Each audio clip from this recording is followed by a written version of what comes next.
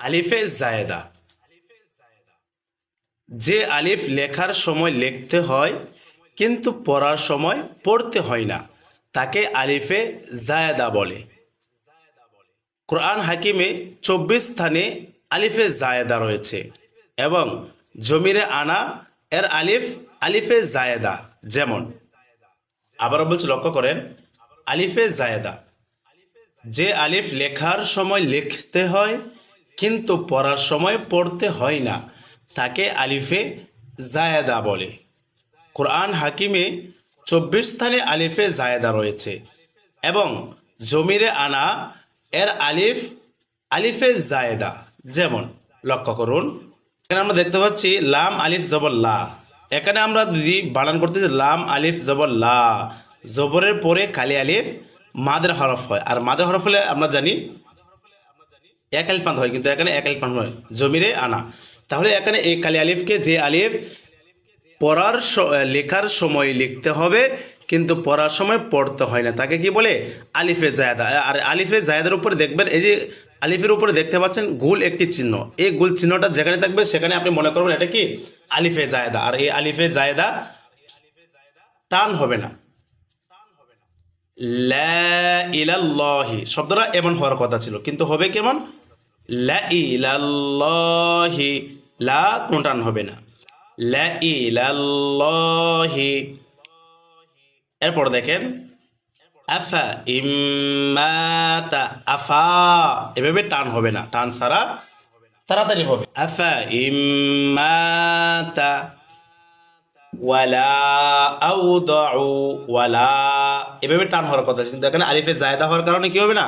টান হবে না। ওয়ালা আউদাউ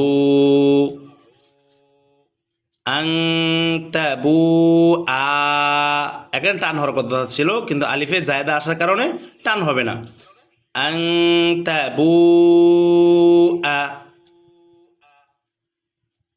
লান নাদউয়া, উয়া টান হবে না। লান নাদউয়া উমামুল লিতাতলুয়া, লুয়া লুয়া এভাবে টান হওয়ার কথা ছিল, কিন্তু এখানে কি হবে না? টান হবে না, আলিফে জায়েদা। উমামুল লিতাতলুয়া ওয়ামা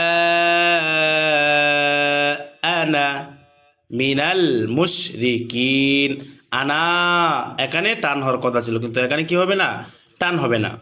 ওয়ামা আনা মিনাল মুশরিকিন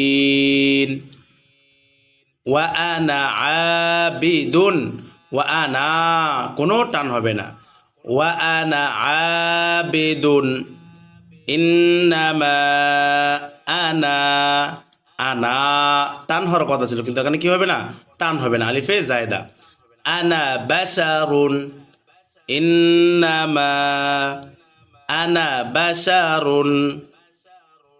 কিন্তু কোরআন মাজিদের 4 আনা টানিয়া পড়িতে হয়, যথা আনাবা, আনাবু, আনামিলা, আনাসিয়া। দেখেন, লক্ষ্য করেন, তাহলে এই আনাবা সূরা লোকমান আয়াত নাম্বার 15, আনাবা, আনাবা, আনা টান হবে, এই 4 আলিফ টানিয়ে পড়তে হয়, কিন্তু কোরআন মাজিদের 4 আনা টানিয়ে পড়তে হয়। কোন 4 আনা? এই দেখেন, আনাবা সূরা লোকমান আয়াত নাম্বার 15। এরপর দেখেন আনাবু সূরা জুমার আয়াত নাম্বার 17। আনামিলা সূরা আল ইমরান আয়াত নাম্বার 119। আনাসিয়া সূরা ফুরকান আয়াত নাম্বার 49। সাধারণত জবরের বাম পাশে কালি আলিফের উপর গোল চিহ্ন হয়ে থাকে।